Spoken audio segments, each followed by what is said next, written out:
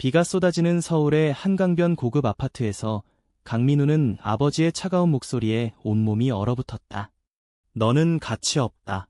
당장 나가라. 그 한마디가 그의 인생을 산산조각냈고 28년의 재벌 후계자 생활이 순식간에 무너졌다. 민우는 우산도 없이 비를 뚫고 달려나와 낯선 거리로 흘러들었다. 그의 가슴 속에는 분노와 슬픔이 요동치며 누군가의 손길이 절실히 필요했다. 민우의 발걸음은 우연히 홍대거리의 작은 카페 달빛의 쉼터 앞에 멈췄다. 창밖으로 보이는 그곳은 비에 젖은 거리와 대조되게 따뜻한 불빛으로 물들어 있었고 안에서 홀로 커피를 내리는 젊은 남자의 모습이 그의 시선을 사로잡았다. 이재훈, 카페 주인으로서의 그는 피곤한 미소를 지으며 손님 하나 없는 테이블을 닦고 있었다. 민우는 문을 밀고 들어서며 이곳이 자신의 새로운 시작이 될 줄은 꿈에도 몰랐다. 카페 안은 커피 향과 재즈 멜로디로 가득 차 있었다. 민우는 젖은 코트를 벗지도 않고 구석 테이블에 앉아 메뉴판을 내려다보았다. 그의 머릿속은 여전히 아버지의 말로 소용돌이쳤다. 가치 없다. 그 단어가 가슴을 파고들었다. 재훈이 다가와 물었다. 고객님, 뭐 드릴까요? 비 맞으셨네요. 뜨거운 아메리카노 어때요? 그의 목소리는 부드러웠지만 눈빛에는 피로가 스며 있었다. 민우는 고개를 들고 재훈을 보았다. 27살의 재훈은 평범한 청바지와 흰 셔츠 차림이었지만 그 안에는 숨겨진 강인함이 느껴졌다. 그냥 여기 앉아 있어도 돼요. 민우의 목소리가 떨렸다. 재훈은 미소를 지으며 고개를 끄덕였다. 물론이요.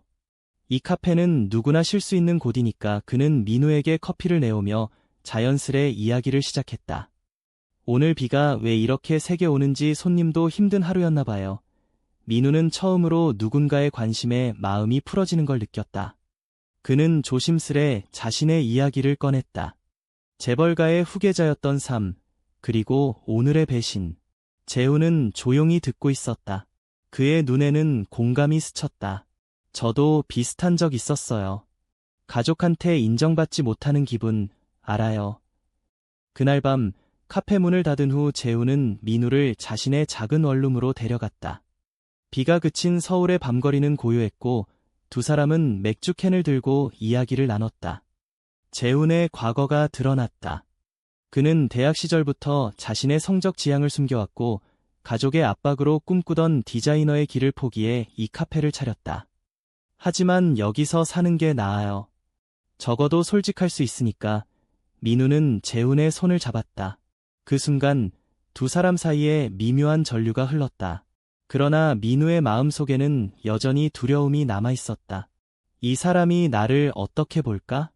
또다시 버림받는 건 아닐까? 다음 날 아침, 민우는 재훈의 카페에 다시 나타났다.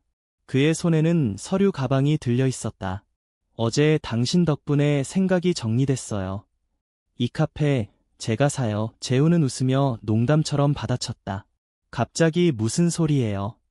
저 이곳 팔 생각 없어요. 하지만 민우의 눈빛은 진지했다. 그는 핸드폰을 꺼내 은행 앱을 열었다.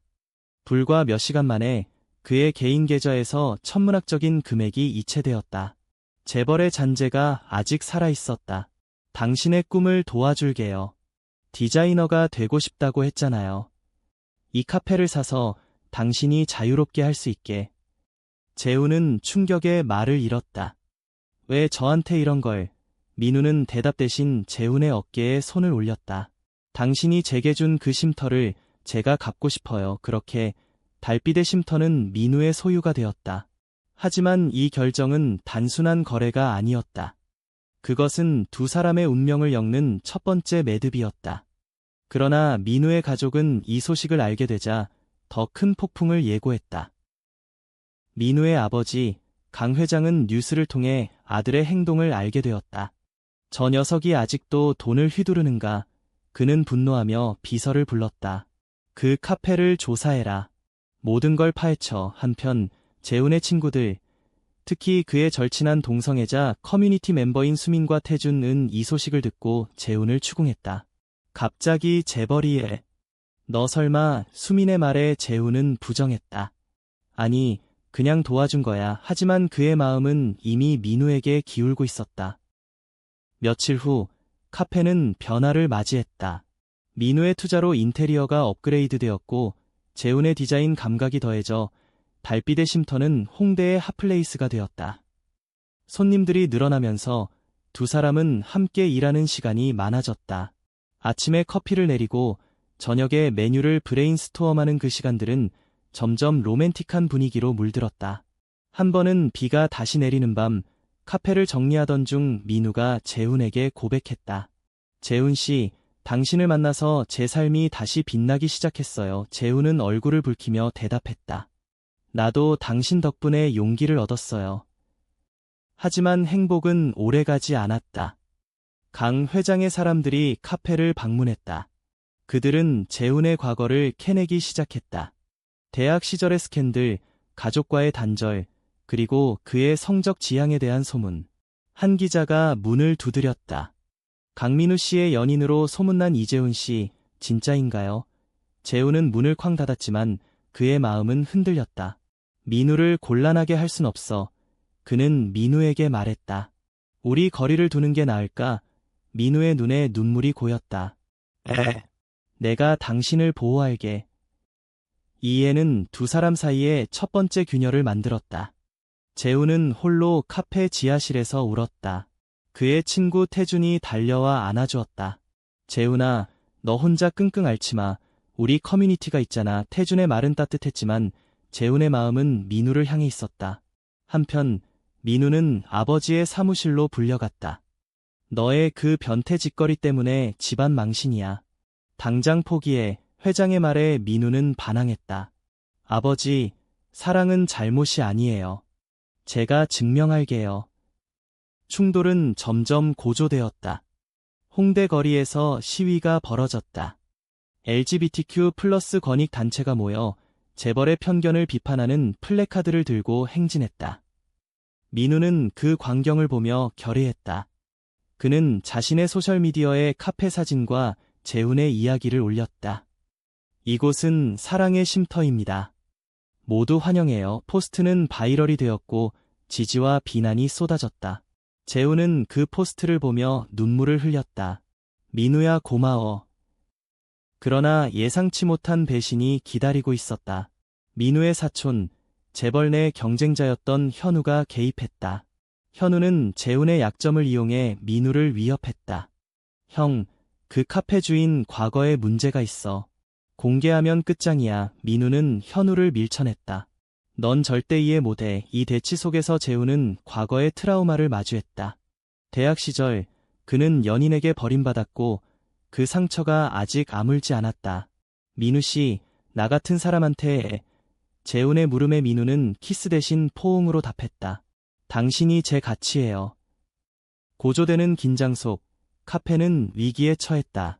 익명의 제보로 세금 문제와 허가 위반이 적발되었다. 현우의 소행이었다. 손님들이 줄었고 재훈은 절망했다. 민우 씨, 이 모든 게 내 탓이야. 민우는 재훈을 끌어안았다. 아니, 우리가 함께 이겨낼 거야. 그들은 밤새 계획을 세웠다. 민우의 네트워크를 동원해 법률 지원을 받았고 재훈의 창의력으로 새로운 이벤트, LGBTQ+ 아트 전시회를 열었다. 전시회는 성공적이었고 미디어의 주목을 받았다. 하지만 최고조는 강 회장의 직접적인 개입이었다. 그는 카페로 찾아와 재훈을 마주쳤다. 너 같은 게 우리 아들을 망치다니. 회장의 말에 재훈은 떨지 않고 맞섰다. 회장님, 민우 씨는 행복해요. 그게 가치예요. 민우가 달려와 아버지를 막아섰다. 아버지, 제발 이해해주세요. 그 순간 회장의 비서가 다가와 속삭였다. 회장님, 민우 도련님이 회사의 주식을 팔아 이 카페를 키웠어요. 이제 그게 재벌의 미래예요. 회장은 충격에 침묵했다. 이 대면은 전환점이 되었다. 민우와 재훈은 함께 도망치듯 제주도로 향했다. 바다를 보며 그들은 진심을 고백했다.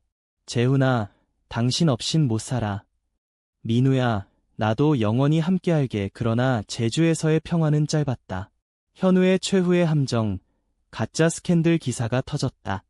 민우의 과거 연애 루머와 재훈의 사기꾼 이미지, 공공의 분노가 쏟아졌다.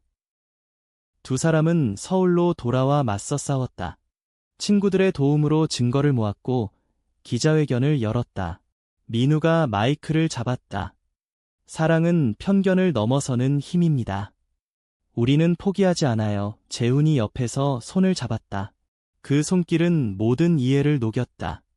기자회견은 전국 뉴스가 되었고 대중의 여론이 바뀌었다. 현우는 자숙을 명받았고 강 회장은 조용히 사과했다. 민우야, 내가 옳았어. 이후 달빛의 쉼터는 전국 체인으로 성장했다. 민우와 재훈은 결혼식을 올렸고 그곳에는 가족과 친구들이 모였다. 수민과 태준이 축하하며 너희 사랑이 우리 모두의 희망이야 라고 속삭였다. 민우는 재훈의 손을 잡고 속으로 생각했다. 가치 없다는 말은 이제 먼 추억. 그의 가치는 바로 이 사랑이었다. 서울의 겨울이 다가오던 그날, 민우와 재훈의 일상은 다시 평온을 찾는 듯했다. 카페는 이제 LGBTQ+ 커뮤니티의 성지로 불렸다. 매주 토요일 아트 워크숍이 열리고 젊은 예술가들이 모여 이야기를 나누었다. 재훈은 마침내 디자이너로서의 꿈을 펼쳤고 그의 컬렉션이 패션 위크에 초대되었다. 민우는 뒤에서 지원하며 내가 빛나니 나도 빛나라고 속삭였다. 그러나 과거의 그림자는 쉽게 사라지지 않았다. 재훈의 어머니가 갑자기 연락을 해왔다. 훈아, 엄마가 잘못했어. 내 삶을 인정할게. 재훈은 전화를 끊고 울었다. 민우가 안아주며 물었다. 가족과 화해할래? 재훈은 고개를 저었다. 아직 준비가 안 됐어. 하지만 너와 함께라면 할 수 있을 것 같아. 그들은 함께 재훈의 고향 부산으로 내려갔다. 바닷가 산책로에서 어머니를 만난 재훈은 떨리는 목소리로 말했다. 엄마, 이 사람이 제 인생이에요. 어머니의 눈에 눈물이 고였다. 미안해, 아들아. 이제 이해했어. 이 화해는 재훈에게 새로운 힘을 주었다. 하지만 민우의 가족 쪽에서는 또 다른 갈등이 싹텄다. 강 회장의 건강이 나빠지면서 이사회가 민우를 후계자로 압박했다. 내 성적 지향 때문에 주주들이 반발해 회의실에서 민우는 맞섰다. 회사도 사랑처럼 포용이 핵심입니다. 그의 연설은 이사회를 설득했고 민우는 새로운 정책을 도입했다. 다양성 프로그램을 통해 LGBTQ+ 직원 지원을 강화했다. 한편 카페에서 새로운 인물이 등장했다. 태준의 소개로 온 신입 바리스타 영준. 그는 밝고 활기찬 24살 청년으로 재훈에게 호감을 드러냈다. 형, 카페 디자인 정말 멋져요. 같이 일하게 돼서 영광이에요. 재훈은 웃으며 대답했지만 민우는 질투의 불꽃을 느꼈다. 저 녀석, 왜 자꾸 내 옆에 붙어? 재훈은 웃었다. 질투? 귀여워. 이 작은 오해는 두 사람의 관계를 더 단단하게 만들었다. 민우는 영준에게 솔직히 말했다. 재훈이는 내 사람이야. 하지만 내가 여기서 잘 적응할 수 있게 도울게. 겨울 축제 시즌, 카페는 크리스마스 이벤트로 북새통을 이뤘다. 눈 내리는 홍대 거리에서 민우와 재훈은 손을 잡고 산책했다. 작년 이때쯤 난 모든 걸 잃었는데 지금은 모든 걸 가졌어. 민우의 말에 재훈이 대답했다. 우리 함께 잃지 말자. 그날 밤 카페 지붕에서 불꽃놀이를 보며 그들은 키스했다. 부드럽고 깊은 키스, 세상의 모든 편견을 녹이는. 하지만 평화로운 순간은 항상 위기를 동반했다. 현우가 감옥에서 나온 소식이 들려왔다. 그는 복수를 꿈꾸며 민우의 약점을 노렸다. 이번에는 재훈의 과거 연인을 끌어들였다. 그 연인, 과거의 상처를 준 민석이 나타났다. 재훈아, 아직 나 잊지 않았지? 민석의 말에 재훈은 단호했다. 그건 과거야. 이제 난 행복해. 민우는 분노했지만 재훈의 선택을 존중했다. 너 믿어. 이 사건은 두 사람을 더 가까이 이끌었다. 그들은 상담소를 찾았고 커플 테라피를 받았다. 우리 관계 더 강하게 만들자. 테라피스트의 말처럼 그들은 서로의 트라우마를 공유했다. 민우의 가족 배신, 재훈의 고립감. 그 과정에서 사랑은 깊어졌다. 봄이 오면서 재훈의 패션쇼가 열렸다.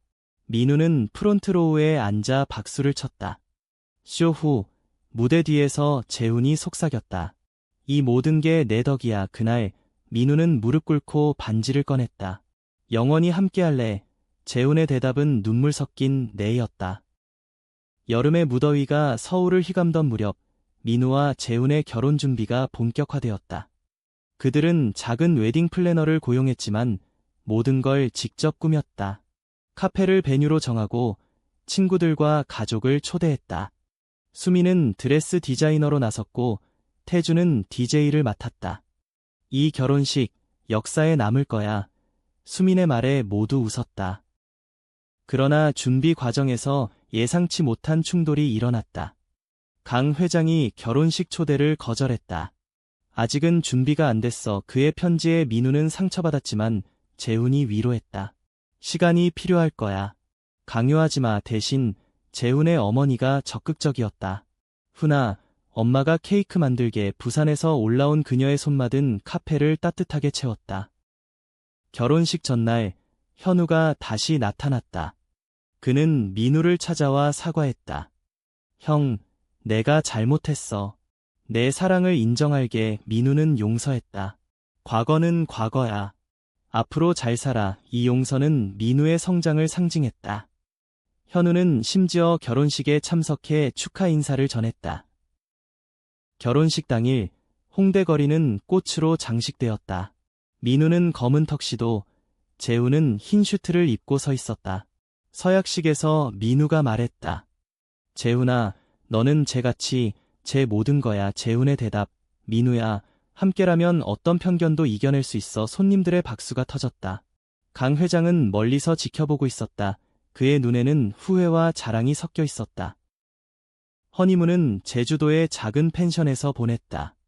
바다를 보며 그들은 미래를 꿈꿨다. 아이를 입양할까? 재훈의 말에 민우가 웃었다. 우리 사랑으로 키우자. 그곳에서 새로운 소식을 알게 되었다. 재훈의 패션 브랜드가 국제상을 받았다. 이게 시작이야. 돌아온 후 카페는 확장되었다. 제2호점이 강남에 오픈했다.